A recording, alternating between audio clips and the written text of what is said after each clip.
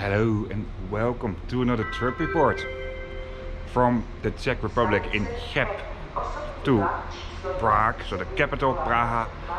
In this video I will show you, very briefly though, the railway station of Cheb where I'm at right now, the train and some views from the train on this route. I didn't plan this well because it's quite early in the morning, so my camera doesn't work that well with low light. So the views from the train won't be for the entire route. But I'm traveling with one of the Pendolino trains today. This is why I took an early train, because I really wanted to take this one. I took this train type, exactly this train type, also in Italy and in Portugal. In Portugal they're known as the Alfa Pendular. In Italy you find them, for example, on the Freccia Bianca. Anyway, I'll tell you more about that in the video. For now, I hope you like this video. If you do so, give me a thumbs up on YouTube. If you like to see more train related videos, subscribe to my channel. And if you really like it, don't forget to hit the bell button so you get notified when I upload new videos. But for now, let's just start the video and I will tell you everything else you need to know with the use of voiceover.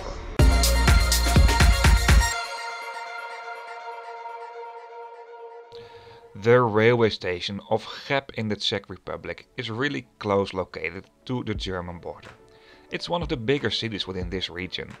At the side of the railway station there's a big bus stop, and from here on you won't find only local buses but also lots of long distance buses. At the other side there's a parking spot, and if you move a little bit more to the front there's a taxi stand. There's also a nice clock tower, but since I recorded this quite early in the morning you can't see that much of the clock tower. The central hall of the railway station is not that big. Over here you find some shops, a bakery, lots of information about departing trains. There are quite a lot of screens for this, both for departures and arrivals. Just make sure you watch at the right screens. Quite a lot of ticket counters and a bakery, what might be useful in the morning. Although I didn't buy my breakfast over here. I had a dining car on board of my train, but if you're traveling with local trains, this bakery might be a very handy thing. A little bit more at the side, there is the entrance to the platforms.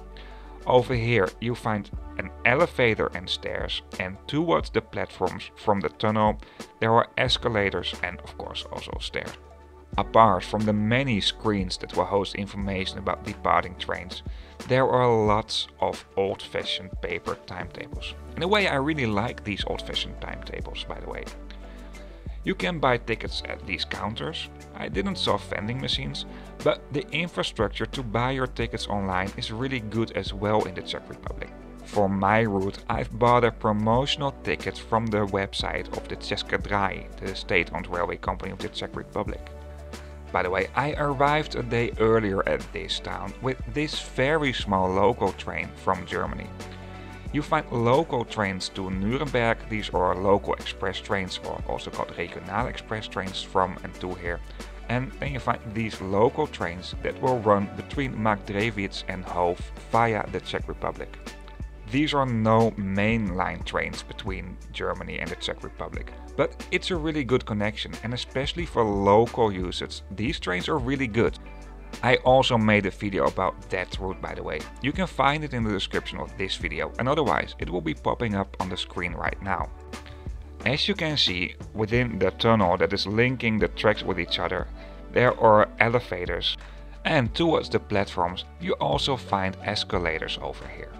The train that I'll be taking today will depart from track number 1. Track number 1 is directly at the front of the railway station, so this is directly located at the main railway station building. Directions are given very good within this railway station. It's all in German and in Czech, but of course with the use of icons this is understandable to everybody. At the platform digital screens will host information about the first departing trains, and that's my train for today. It seemed like the catering service is being prepared as well over here. The announcements for my train, by the way, are in Czech and English. It's a long distance train after all. And this is my train coming in. It's a Pendelino SuperCity train of the Czech state-owned railway company Czech Republic. These are one of the highest ranked, if not the highest ranked trains of the state-owned railway company of the Czech. And these are tilting trains.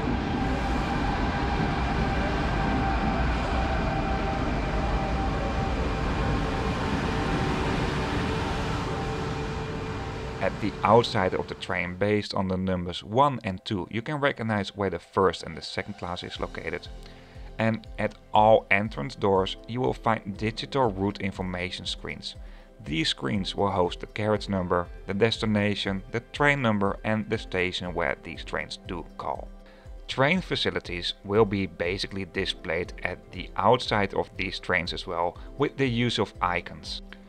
These trains do consist of 7 coaches, and somehow I didn't saw a composition screen at the platform. Maybe I just didn't look good enough. Maybe you saw some other trip reports I did earlier on, in trains that are very much like these. I did trip reports on trains that are of the same model, the same build, in Portugal and Italy. In Portugal it's on the Alfa Pendular and in Italy it's on the Freccia Bianca. I also traveled back in 2011 on a train of the same kind of build between Finland and Russia, but back then I didn't make trip reports yet. And just a little spoiler alert, I like these trains in the Czech Republic most. Even though I'm traveling second class today, this feels like a first class product. Time to go to my seat. For today, I've booked seat 61. So, who's the man on seat 61 today, huh?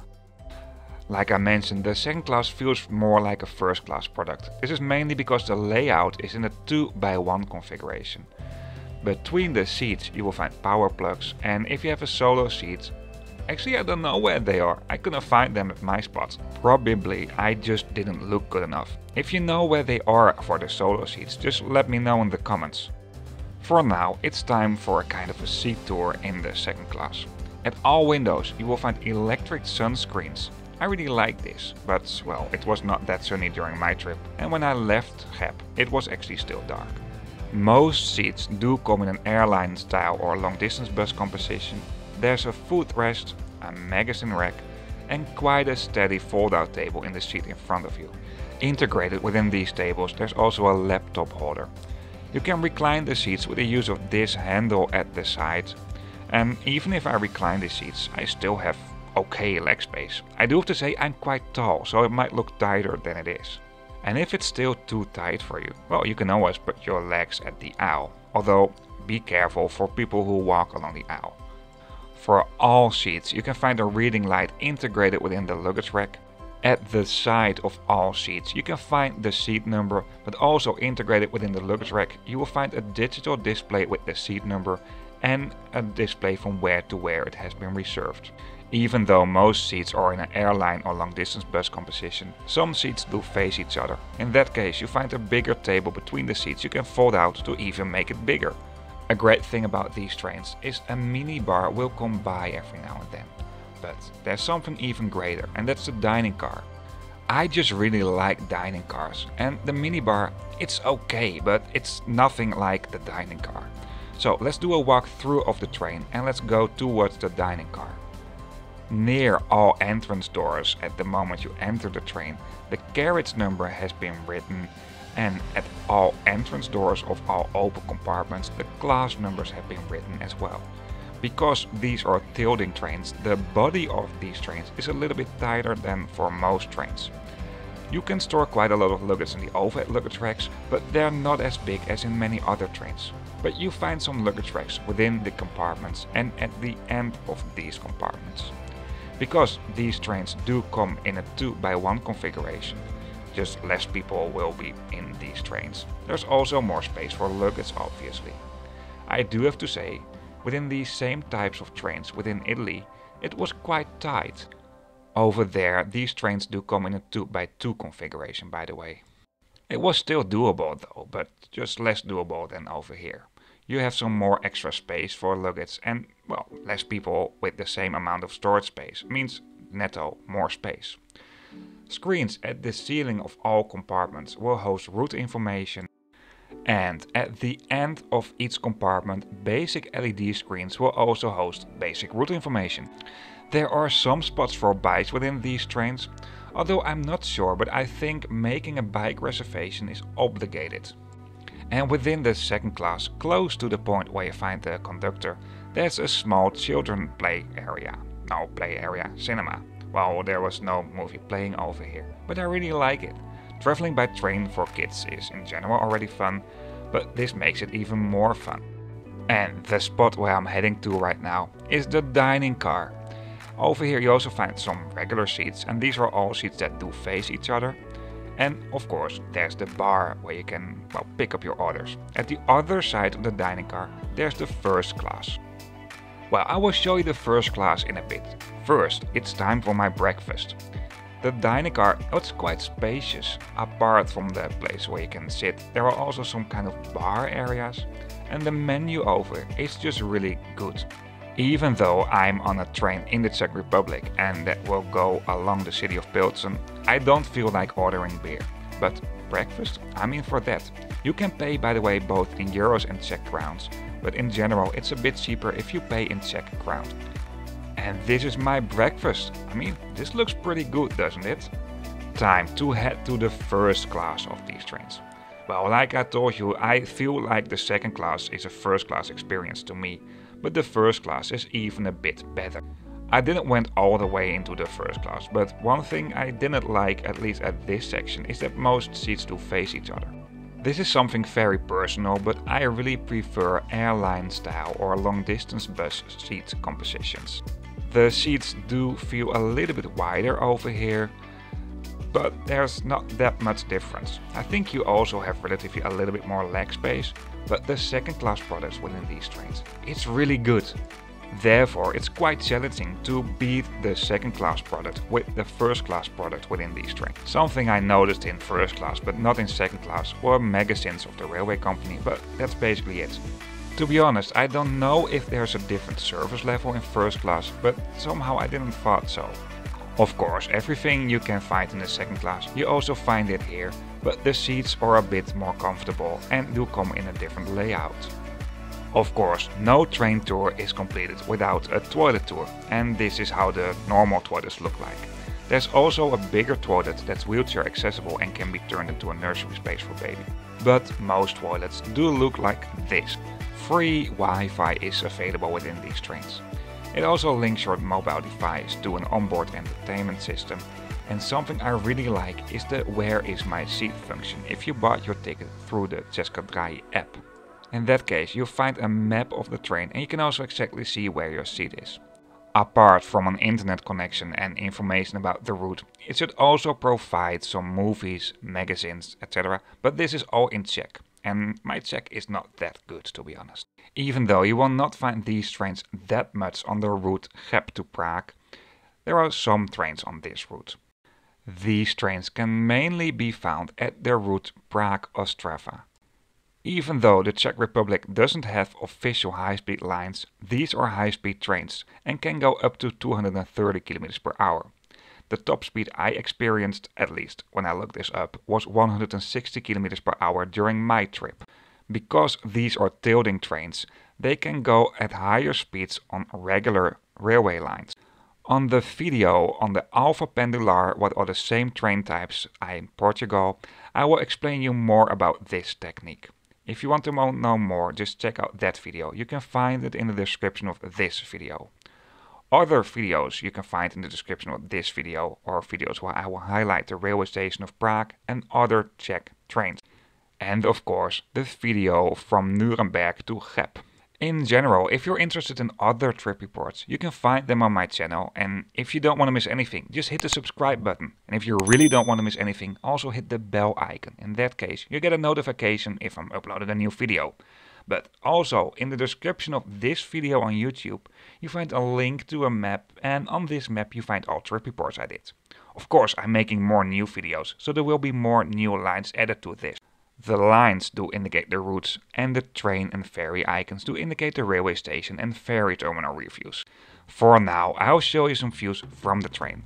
It was dark at the first part, but the views, I think they were quite nice from what I saw in the dawn. Because Prague is quite a hilly city. Also, in the neighborhood of Prague, the views are pretty nice as well from the train. Well, just see it yourself.